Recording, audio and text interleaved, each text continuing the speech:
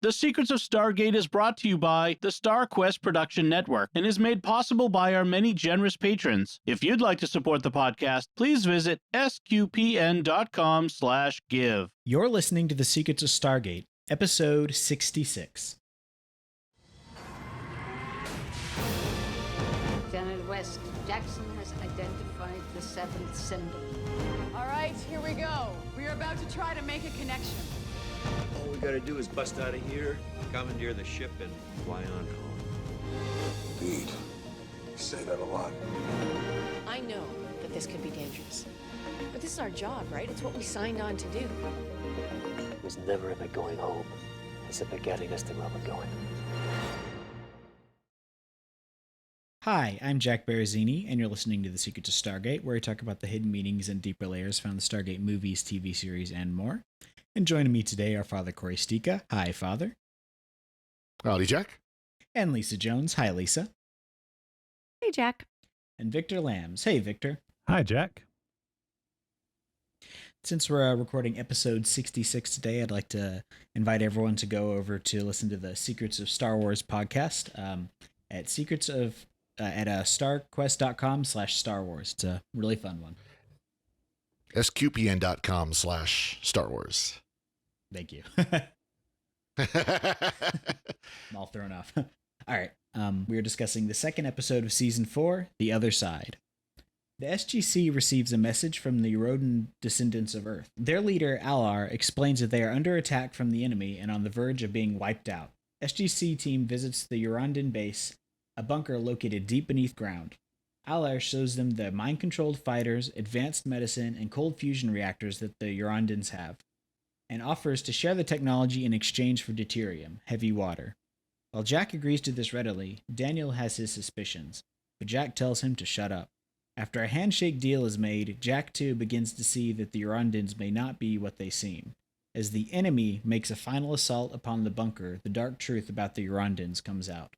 They are ethno-fascist totalitarians bent upon wiping out all non-Urandan life on their planet. Nice light theme that we got here. Oh, yes. What are your thoughts on this episode, Father Cory? It's got Odo. It does, yeah. Renee Auberjonois played in it, which is pretty cool. It clearly lets take Nazis and put them in a bunker on another planet. And that's kind of what the story is. We'll talk about some of the characterizations in this, but it's not a bad story. I like some of the stuff they do, like the drone fighters and stuff like that. But it's okay. It's not one of my favorites by any stretch of the imagination. It's Nazis in space. Yeah. What about you, Lisa? I actually really like this episode because, as I think it was Daniel Jackson says at the very beginning, it's the first time that another civilization has really reached out to the SGC to try to contact them. And it's here is somebody who's finally advanced technology, who's offering them everything they ever want. What could possibly be the hook? And I like the way that they didn't let us, the audience, know until much later on.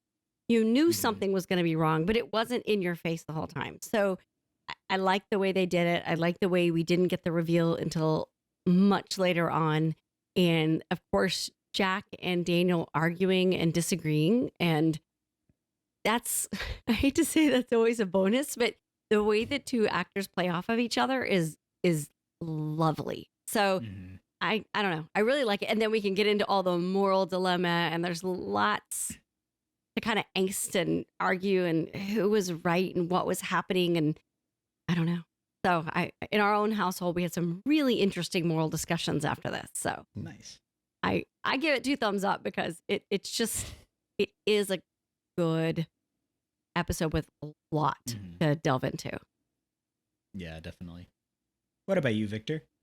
Yeah, I'm with Lisa on this one. I love this episode. Everything works in this episode. We have, it's a very good looking episode. The direction by Peter DeLuise, who we get another cameo of in this one, is spot on. There's some really good looking shots, which we'll talk about. The writing is good. It's got that good, sci-fi moral quandary going on in there. It has drama between the characters. and it has a really good guest star in Renee Auberjonois, who, you know, a very beloved character in Odo. So already when the episode starts, you're sympathetic to him, and then the way they kind of play on his, you know, the cash he has with fandom and kind of twists it at the end, I thought was very good. And then you have maybe a questionable decision by Jack at the end. You know, and so it's one of those episodes that just everything works. It's very good. It's not one I would sit down and watch a lot of times, because once you know that twist, I would watch it for, you know, Renee Auberjonois' performance, just because you can pause the show on any frame that he's in the shot and just like study that, because he is such a masterful actor there. So yeah, very, very good episode, but not one I would, like, if I had to sit down and watch like a Stargate episode, probably wouldn't be this one, but it's just very good and excellent. Yeah, it's a very good episode. It's not really a fun episode because everything it's dealing with is pretty heavy. But yeah, I'm with you, Victor and Lisa. I like this one a lot. It never really lags. There's no lulls in the action, but it also doesn't feel like it's just action. Like, it's a lot of meaty stuff that they're dealing with. Yeah, I really liked the casting for Alar, obviously, because Odo is great and Renee Auberjonois is awesome, and may he rest in peace. But yes. Yeah, having him be, because like the whole premise is basically they're space Nazis, like you said, Father. Yeah. But they play them in such a way that it's not in your face. Like, you see, like, they have like their, you know, dark gray uniforms and like their insignias and stuff, so it's very subtle, but it's also, it could just as easily be just another sci-fi set. And he's not played like he's not just like a Hitler caricature. They make him like at least seeming to be a likable character, and like the way he acts is so friendly that you don't really pick up on that immediately. And actually it is another sci-fi set, because they just redressed the SGC set for the underground bunker. Yep. Yeah. Oh, that's funny. Oh, yeah. Yeah, that works. They've already got one underground bunker set. Why not another? And by the way, speaking of Peter DeLuise, this is also stars Peter DeLuise's wife, or soon-to-be wife after this was recorded, Farrell, who was played by Anne-Marie Loder, shortly after this married Peter DeLuise. So I wonder if this is probably where they met, was on this episode. Yeah, and still, after 20 years, still married, at least according to the wiki. So excellent. Good for them. That's awesome. Yeah, and then Peter DeLuise, as he started to direct for Andromeda, there's an episode of Andromeda called Trusting the Gordian Maze, where both he and Anne-Marie DeLuise play husband and wife, and they're playing kind of like a Shakespearean, like fools, you know, the fools from Shakespearean's play, but they're playing kind of those two parts, and they kind of hate each other, and they come together at the end and stuff. And so it's worth checking that out too if you want to see their dynamic together. Although we do see Peter DeLuise in this one, he doesn't get any scenes with his wife. Yeah. Yeah, I managed to spot him really right away. This one, and I didn't even realize he was directing. I just saw him right away, and then I was like, "Oh, there he is!" Yeah. The move guy. Yeah, in the very, very beginning. Yeah, and I did like the way they opened this episode with Jack walking in to the SGC and the, you know, going unauthorized activation right away, and that was it. We hadn't seen that. I like the way they keep thinking of new ways to start episodes. Well, and you know, he's coming back from vacation, because they're all supposed to be on vacation. Yeah. And he walks up to Sam and like, "How long have you been here?" "I just got here." "How long have you been?" Or how is it? "I just got here and I'm early." "And how long have you been here?" Right. "I never actually left, sir." Right. Yeah. And he goes, "I thought I ordered you to get a life." Yeah. And Daniel's already. And then Daniel walks in, and it's clear that Daniel hadn't left either. "Oh, but they've been trying to reach us these last 4 times." Jack's the only one of the team that left. Of course, Tilk is still there, because Tilk. Yeah. I like the way they just keep developing that group dynamic and the way they interact with each other. It's great. Yep. It is. Yeah, it is interesting to see how Jack almost has this like fatigue about him, and I feel like that's been growing. I don't know if that's something that they play into more later on, but it does seem like that's something that's kind of building. Like, he seems to be getting more cynical. And that really comes out a lot in this episode, where he does seem very much the ends justify the means. Of course, at the end, that switched around, but Admittedly, that's part where I said I didn't like some of the characterizations, and that's one of them was how Jack was like all gung ho to get everything. We have to get everything, and there's a concern about heavy water, which can be used for which has radioactive material in it, and but that's no big deal because it's just water. And even Sam Carter, who should know that this is more than just water, that they just happen to have laying around SGC, by the way, because they got some like right away and were able to bring it in. Even you would think she'd be the first to say, well, hang on now. This can be used for good and this can be used for bad. What are you using this for? Oh, and she's like, oh no, this is great. We can make more of it. We can make tons of it. We can just have the Stargate open up and pour in as much as you want, I did. Yeah, exactly. Yeah. It'd be like the slop from the prison episode. Instead, it's heavy water pouring into a bucket. We get a nice moment with Sergeant Siler, not to jump ahead, but at the very end of this episode, when it's clear that they won't need all the heavy water that he's collected, and he's sitting there with this huge pallet of heavy water, and like Jack and Sam are like contemplating the horror of what they've just witnessed, and Sergeant Siler just looks so disappointed that he collected all this heavy water and now they don't need it. If you watch it again, he's just like, oh, okay, you don't need the okay. Yeah. Yep. Okay, put it back. Put it back in the ocean, I guess. Just dump it. So heavy deuterium. Yeah. And that's the I liked how they did that though, because you can use it to distill. I think you can make nuclear weapons from it, but you can basically distill the nuclear material out of it, as I understand it. The primary use for it though, in terms of what you could actually practically do with it, would be something like running a fusion reactor. So I liked how they did that. It's also interesting though, you can actually drink heavy water, but if you drink too much, like 25% to 50%, then you'll start having problems because the chemical makeup is different. But I thought that was interesting, where it wasn't something where it's like, you should give us plutonium. They did something more, something reasonable and realistic, where it's hard, like, if you don't know the whole story, for them to be like, well, yeah, they just want seawater, basically. Yeah, it's hard for them to say no, right? Yeah. And that's one thing they showed, I think, pretty well, is they just showed up in plain old, 55-gallon drums instead of like, super radioactive, the big radioactive containers, big yellow signs all over. No, they were just pretty basically oil drums, old style oil drums. Yeah. And they're realistic about like how much you'd need to run like a fusion reactor that was that huge. We see it later on, and it's like this huge, like, core of a reactor and stuff. Yeah. But so we start off, and we get the they don't come back to this too often, thankfully, but like the sound of like people hitting the iris, the and then well, and they I think they toned down the sound, because usually it's a much heavier thump, and it goes like, regardless of what hits it. Because remember that some of the Jaffa would hit early on and be like thump thump thump thump thump. Maybe it's because of their armor.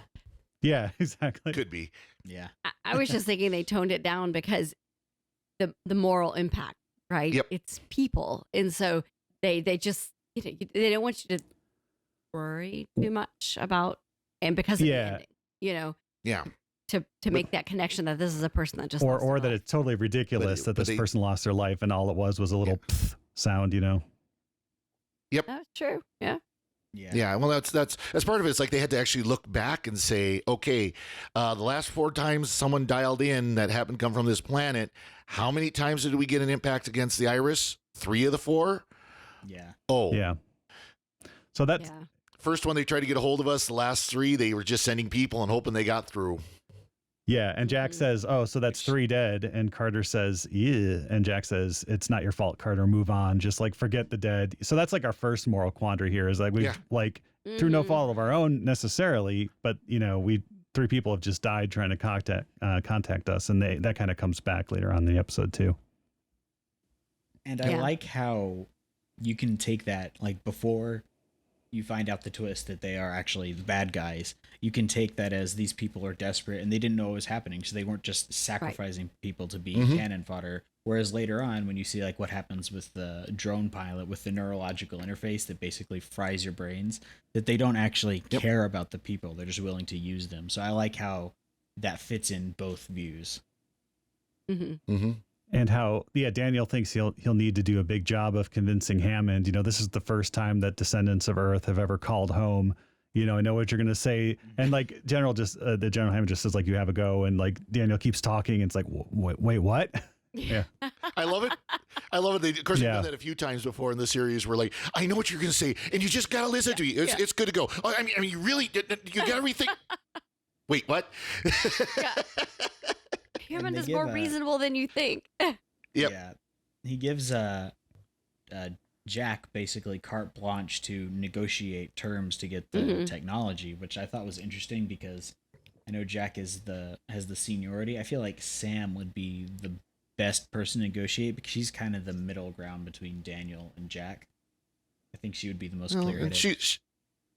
And she's the advisor. I mean, she's the advisor if you want to do that for the negotiations. She's the one that's going to look at the technology and try to understand it.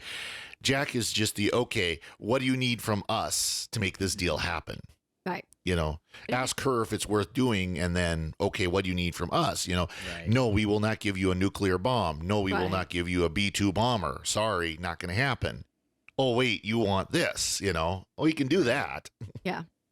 Well, if you think about it, Jack very clearly said, what is our mission? Mm-hmm. What is our mission when we go through the gate?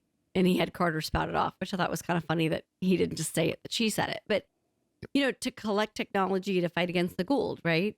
Mm-hmm. And this very clearly fit in their mission. Yeah.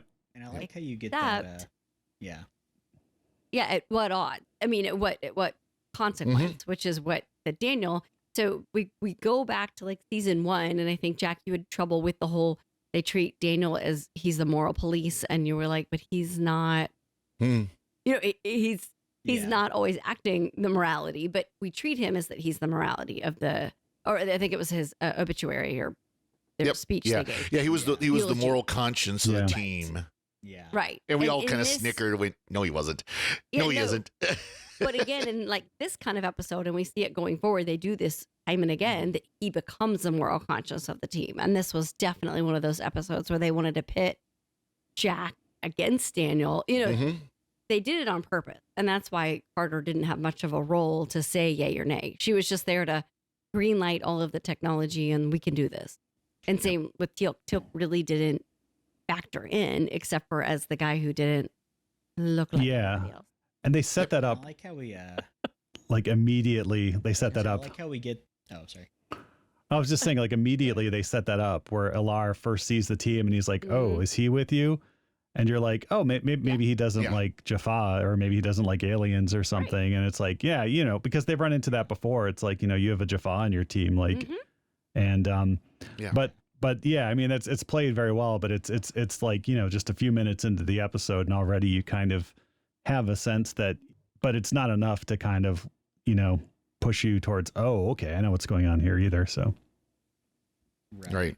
Well, and they do that kind of throughout, where they throw out those little hints. There's that, and then there's when he's showing the stasis room, and they shows like 3 of the pictures, and of course it's like they're all, fair skinned, white or blue eyes, light colored hair, or whatever and it's just like, oh, okay, it's very, very clearly what's going on. Is here, it though? Because so we've seen cultures, we've seen cultures taken through the gate before, right? And they're monocultures. Like in Emancipation, they were all like Mongolians, right? We didn't see a lot of blonde-haired, blue-eyed people on the Mongolian planet, and that's why they took Carter and stuff. So it's plausible that, there would have been a collection of Norse people or something, or Aryans or whatever, that they took through the gate at some point.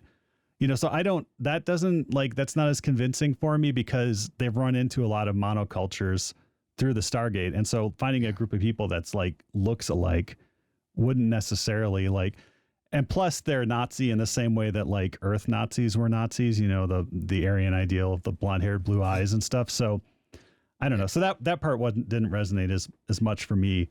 I think it was just there to signify that these are literal Nazis.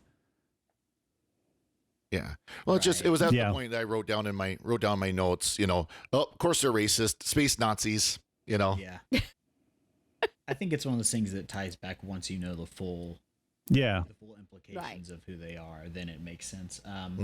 What I was going to say was I really like what they've done with Daniel in terms of now that his primary mission isn't just looking for Share anymore. So he's actually more focused on the science, and the fact that he is a civilian, you get that tension between him in the military, where, and this is something that happens in the real world, where a lot of times scientific advancement is funded by military for defense reasons, and you get these scientists who they kind of have to go along with it because that's how they get their funding. So I like that they're exploring that, both him and Jack. Well, that's, the very technology we're using right now is one of those that was funded by the military, and civilians have taken it over since. The internet, it was DARPANET originally. That's Defense Advanced Research. Yeah. So, and of course there's, we all know, nuclear bombs and all kinds of other stuff, other technology that have come from the military that have had some civilian application, like nuclear reactors and stuff, but yeah, so that's not unheard of even in our day and age. Right.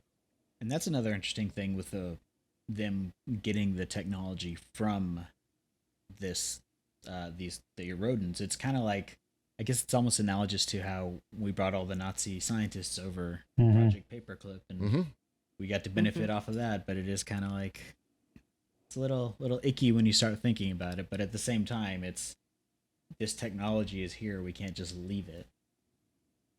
Yep. Right. It's like it's too good to be true, and it's just at my fingertips. And do I have to kind of, just like wince as I do it, because I know that something's wrong with what's going on here, but it fulfills my mission and it'll help my people. And you know what I mean? It's, I feel like it's a real moral conundrum that a lot of people face. Maybe I'm not on this grand scale, but how many of us face that? I can get what I need for my family or for myself, but I'm going to have to sacrifice a little bit of my soul to do it. So is it, yeah, is it okay? Can I do it? Can I not do it? It's, so I like it that I know that I read a lot of the reviews online of this episode, which were all over the place. Yeah. But I like that it brought you to that, because Stargate's not known for, let me really break this down and think about it really hard. Yeah. Yeah. That's other shows like Battlestar Galactica or something. But I like that it kind of gave me this pause. And like I said, my I call them my kids, they're young adults. That we had this discussion, and they were divided on who was right and who was wrong. If Jack was right for killing killing the whole place versus, he should have just turned and left, Well, and even the question of, should he have let the iris be closed before Alar came in, with holding, by the way, the item that had all the technology. Well, that got smashed. Yeah. I actually have it. He had dropped it. Oh, did that get smashed? Oh, yeah. Oh, he had dropped but still, it. He dropped it. But he could have. He had the knowledge. Yeah, he had the knowledge. Werner von Braun, right? I mean, he could have, like you mentioned, Project Paperclip and stuff. Yeah. But some of the technology, before we get there, are these drone chairs or drone planes and stuff. And I think that's as a pilot, that kind of wins Jack over a little bit too, is that he can sit in this pilot chair and pilot these, squadrons of drones to shoot down other drones as he thinks. And there you get this moment too where he gets out of the chair and he looks over at the other pilot, and it's just like they're just like this guy just staring at him with this slack-jawed expression. And apparently the neural interface, they don't come back to this, but the neural interface in the drone chair just fries your brain. And so they basically plug these people in and leave them there to fly these things, and they're basically brain dead at that point and stuff. So that's over time. He says, for the short little exposure that Jack has had, it didn't do any damage, but over time it doesn't. Yeah. You're good. Yeah. But it does in a way kind of prefigure, of course, what we have now is we have drone operated fighters, or at least attack craft, maybe not so much fighters, but, air to ground missile launchers and things like that. Now it's not a squadron, and they're basically using a joystick looking at a TV screen. It's more like playing a video game than it is being strapped into a chair that's immersive, but it's still kind of prefiguring what we have now in the military. Except it doesn't fry their person's neural network. Just their conscious. No, just they're their conscious. Yeah. Sorry. I don't know which one's worse. Yeah, but it was. Yeah, it was interesting, right? Because they were like, he's okay. Like, he's not okay, but it's fine. It's whatever. It's for the greater good. And again, it goes back to like, do they recognize the dignity of each person? Mhm. No, I mean, not at all. It's so complex too. Or are they just desperate? Yeah. Yeah, it's Well, yeah, but if they were that desperate, they got a whole bunch of people in cryo. Yeah. Whatever. Right. They just that was. Well, I think it was that's part of the point is or whatever. Yeah. Yeah, that's like the whole thing too. Is at one point Jack said, why can't you just evacuate through the Stargate? And it's like, oh no, we have thousands upon thousands of my father's generation. So there's like this whole twisted thing too, where it's like we're honoring the ancestors, or my father was the greatest hero leader that we've ever known, and these are his people, and we cannot abandon them and stuff, rather than evaluating the situation for yourselves, and so it's like this weird, it's like it's there's a lot of warning signs here. Personality. Yeah. And it does something interesting with the fact that it's not the first generation who started this regime. So it's not like you have like the first generation Nazis. It's the kids of all those people. So they've grown up in this. Yep. So that makes you wonder about like, well, I mean, they're culpable for their immoral actions, but it's more morally complex than it would be if it was he's the originator of this regime. It's like he's grown up with it, and he doesn't seem to be like an evil dude on the surface. Like, he doesn't come across as evil, but when you see like what his actual beliefs are, and it makes it much creepier. Yeah, I don't think he was. It makes you wonder if he doesn't see himself as evil. I mean, yeah. Well, it makes you wonder too if there were members of their group as they grew up started questioning all this, and what happened to them. Yeah. Were they seen as expendable? Were they, exiled from the bunker or whatever? Good point. Yeah. Oh, we learned that Teal'c doesn't drink. Teal'c doesn't drink. Did we? I don't think we knew that before. Oh yeah. No, I don't When think they do so. the toast, yeah. Yeah. No. They do the first toast, and they try to give some to Teal'c, and they're like, "Why aren't you drinking with us, strange man?" And he's like, "I don't drink. I do not consume alcohol." And I don't know if we'd known that before, but presumably it messes with the symbiote, right? And you don't want a drunk Goa'uld in your stomach.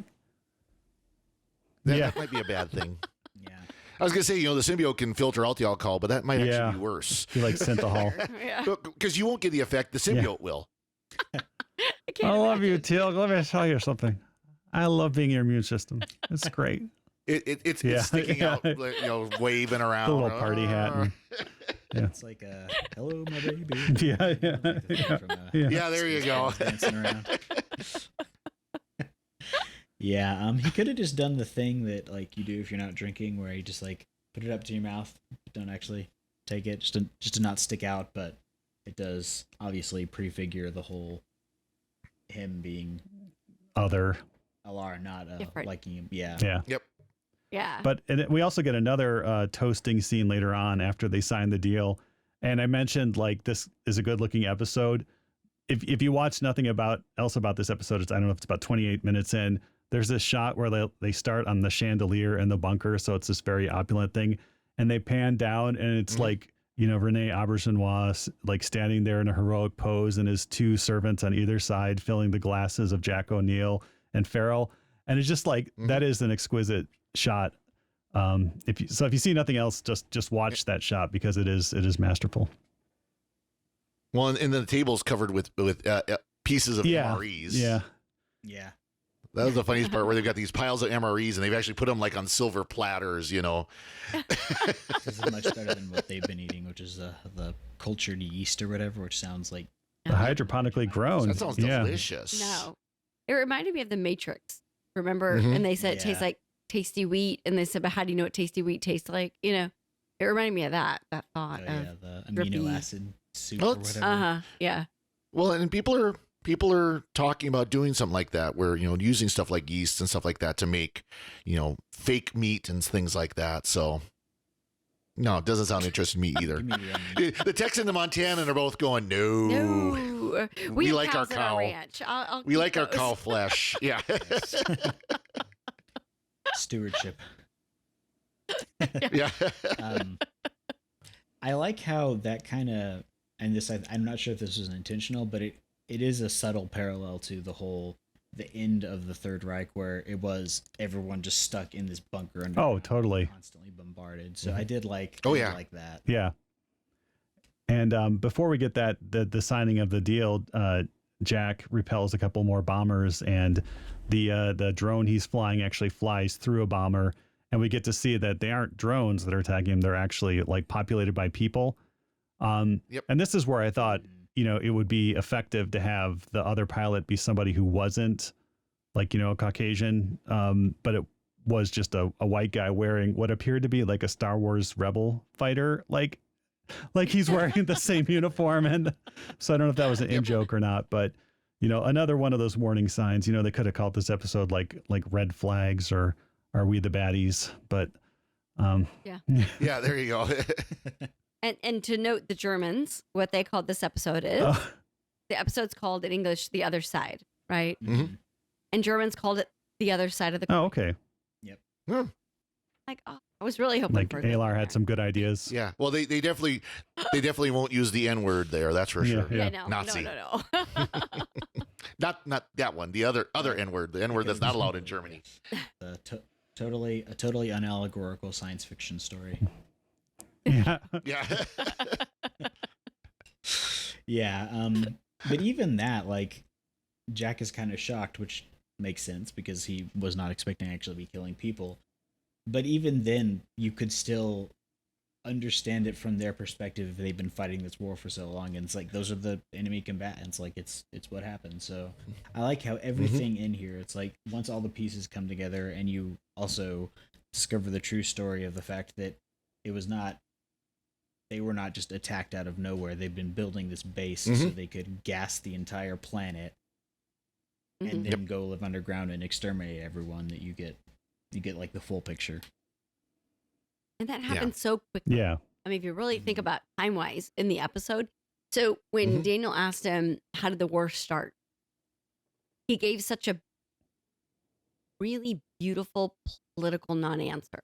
Yeah. Because he distracted you with the emotion of, I was a child and they struck, in the middle of the night and it was scary. He gave this beautiful answer that was not an answer.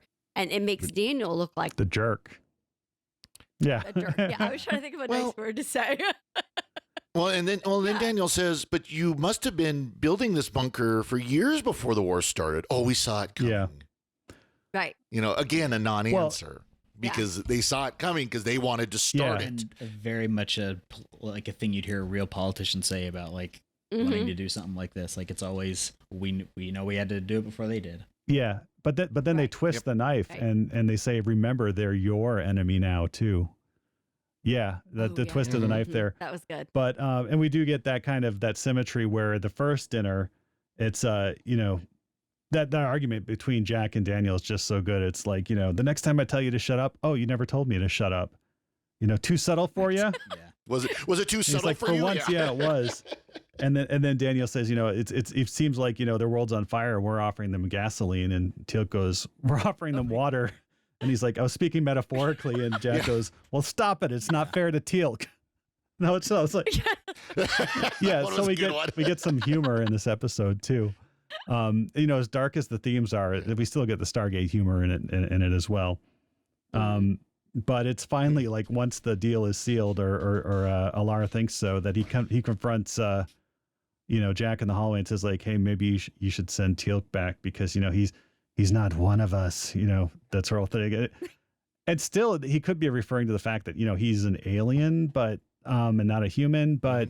Then Jack goes and pulls up all the records of the people in stasis and says, "Oh my goodness, they're all Nazis." And then he asked, he tells Daniel to start asking questions, ask a lot of questions, which I thought was a really good, like turning moment. I don't know how believable it was that Jack would suddenly pivot based on that one conversation with Alar, but if it's kind of been building that he's been murdering pilots and stuff, maybe.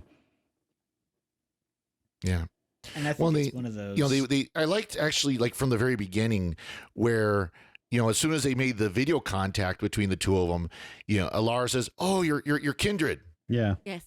Mm-hmm. You look like us. In other words, you're like us. Right. What if? Yeah, and you don't get the meaning of that until later. Yep. Mm-hmm. your gate operator is wearing Major Davis's uniform for some reason, even though his name will never notice it. Like Walter Harriman's uniform in this one, although he didn't have that name yet, says Davis on it. So my headcanon for that is very clearly says Davis. So my headcanon for that, he's just wearing. I wonder if they forgot to put the name tag on his uniform, and so just grab that one. I don't it's think just that right he'd there, been named Harriman yet, and I just headcanon is just he wore Major Davis's uniform that day. Yeah, that's a whole with thing. Sergeant Stripes though. Yeah, I'm a Harriman Davis That's what shipper. We're gonna get in yeah, the new one. Reboot, series. We need a whole episode explaining that plot hole. Yeah. Yep. Exactly. So I feel like one of the biggest moral quandaries in this episode, aside from just dealing with space Nazis in general, is the way it ends once they've discovered this and the base is under attack by the enemy, who we found out they refer to them as breeders because they don't adhere to any sort of genetic purity, and they just, I guess they take over the planet and they want to destroy them. So what Jack does is he and Teal use the fighters to ward off the attack drones of the Eudorans, and then he does a kamikaze attack and smashes right into the base to destroy it, which ends up destroying the entire base. And then they escape, and Jack closes the iris on LR before he can get through, so he is killed. And you end with like that. He doesn't tell him. Yeah, that kind of not to come. Yeah. Yep. Well, he's standing there right in front of the gate, and he's already got that look on his face, and he goes, "Close the iris." I mean, just very calm. He doesn't shout it, just close the iris. And they do it, and then you hear the ping. You see on the computer, it shows the computer screen. It doesn't even show the iris. It shows on the computer screen. You just see the little ping. Yeah. And that was it. Carter looks at him like, "What did?" She knows. What did you do? And I mean, Jack did warn him, don't follow us and stuff, but what's the guy going to do? You know, a 50-50 chance they left the iris open, right? And because they want your technology. Yep. Right. But I think Jack just did that to cover up, like, leave no other witnesses other than SG-1 of, his mistake. If you let him through, the guy would be like, no, this guy's my friend. Like, he really wanted, like, an alliance and stuff. Sure, I'm a Nazi, but... Sure. Yeah. So what do y'all think about that? His decision to not only destroy the base, because obviously this side appears to be on the wrong side of this war, but at the same time, you're killing everybody in that base by doing that. Like the best thing, in my opinion, would be just to leave. Yeah. No. It's funny. 20-something years ago, I didn't think much about this episode in that way at the end. Because you were like, yeah, they're the bad guys. Now, being 20-something years older, I guess I feel a little differently. And I saw it a little differently this time. That I wish they had kind of just been like, not me. Peace out. Y'all fight your own war. Yeah, exactly. Like, we can't take it. We can't take a stand here. Like, we're not on your side. We're just done. So for him to basically... They destroyed a planet. They pumped poison into an atmosphere to make a planet inhospitable so that they could exterminate people who didn't meet their standards of genetic purity. And that's basically anybody who's like, they called them breeders, right? And that's us. I mean, and so wipe. And she was kind of giddy when she said it. Those breeders. Yeah. Oh yeah. They put people in handsmaid dresses. I'm with. Yeah, exactly. I'm with Victor. It's like Jack saw they had an opportunity because they knew the shield was almost gone. Yeah. The force shield was almost gone. And so he saw an opportunity he could just end this war with one drone, basically, and then, get the Hades out of there before, everything goes boom. And so I think that actually, if nothing else, we want to take from a moral sense, it's a pretty darn quick way to end the war for the sake of everybody else on the other side. And of the they'll stop poisoning the atmosphere. With the bunker gone, there's no more toxins being released into the atmosphere. The planet heals. People can survive. They can come back out onto the surface and farm and play in the parks and stuff again. I think that they were already clearly about to lose the war anyways, so this deprived the other side of actually being able to try them for their crimes and handle it in the way that they might want to handle it. And I feel like it wasn't our war to fight, so we kind of should have just... I'm with you, Lisa. It was our war to fight. Once we gave them the deuterium, or once SG-1 gave them the deuterium, it was SG-1's problem to clean up. Like the pilots who died hitting their force screens, that was on SG-1. And they kind of, they made the wrong call. They needed to clean up their mess. Now, what they should have done is pragmatic. It was very satisfying from a dramatic perspective to have Odo splatted against the screen and stuff. But obviously, they would have wanted him, like, captured. He'll never see the light of day again. He hasn't committed any crimes on Earth, but they can't let him, like, walk around and stuff. And just, like, keep him as their guest, in SG-1 and, like, get everything they can out of him and then maybe send him back someday. But, Yeah. Well, one thing too is when you in the U.S. military and many other militaries throughout the world, we talk about combatants and non-combatants. That comes from the Geneva Convention. Non-combatants are civilians. They're people like chaplains are considered non-combatants, even if they're military chaplains and so on. They cannot fight, and they also must not be targeted. Right. People in that bunker. There was not a single non-combatant in that bunker. Every single person was there to fight. That's their whole purpose in life, was to win that war. And so this wasn't like there were some innocent kids that got killed. It's like, no, every single person was, to be no different than a fighter jet crashing into a aircraft carrier, like kamikaze style. Right. Those were combatants on that aircraft carrier. Now, whether or not, that's should be done. But of course, in this case, you just got an unmanned aircraft that hit, a drone that hit. So these were combatants that were taken out of the war. So that changes the moral perspective just a little bit, because they didn't get to stand trial, but they also couldn't continue the war because they weren't going to surrender. They made it clear they weren't going to surrender. I guess it's just. I agree in that they were about to lose because they run out of the heavy water and their shields weren't going to hold, and it was about to happen. I guess I love Jack, and I just kind of like, dude, one more. Like, well, I seriously, I think it was personal.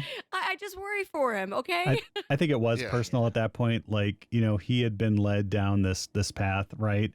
And I think he was very, angry at himself and kind of lashing out at the Euron. No, I mean it was his mess to clean up. Yeah, I can see that. Well, I also think that I can see the argument for crashing the drones into the base. That's probably not the choice I would make. I think I'm a bit too much of a pacifist for that. But I do think that him allowing Odo to splat against the Iris was clearly wrong because he was not reasonably going to cause a problem at that point. They could have arrested him with no issues. So I don't think that was justified at all. Yeah. And that brings up an interesting one too, because if you let him through, well, first of all, he didn't tell him to follow, but he didn't tell him to not really follow. So that one's. I thought he said something like, he said I wouldn't follow. I wouldn't follow if I were you. Right. There you go. So he told him not to follow. But he clearly knew when he said close the Iris. Yep. I guess, yeah.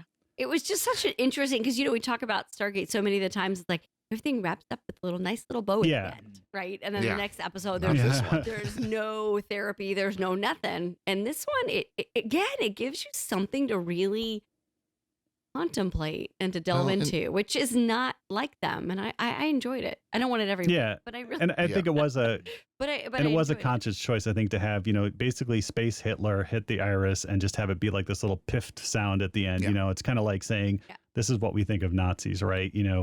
They're insignificant. They just evaporate like smoke, They're a mosquito hitting a light, Yeah, or not even. I was thinking of the electric. Oh yeah, bug zapper. Mosquito hitting a bug zapper makes more noise than this guy did. One thing I was thinking though too, just talking about the difference of like capturing Alar and using him for the technology that he knows. I think that's still a little bit different than like Werner von Braun, who he was the missile guy. That is all he did. He was not the head of the German SS. He was not the head of the Nazi party. He was just a German guy who did missile stuff. and there was some question about, the workers he had in his base or whatever, but that's very different than it'd be like if one of the technicians from that base had followed Jack through and they captured him and got the tech off of him.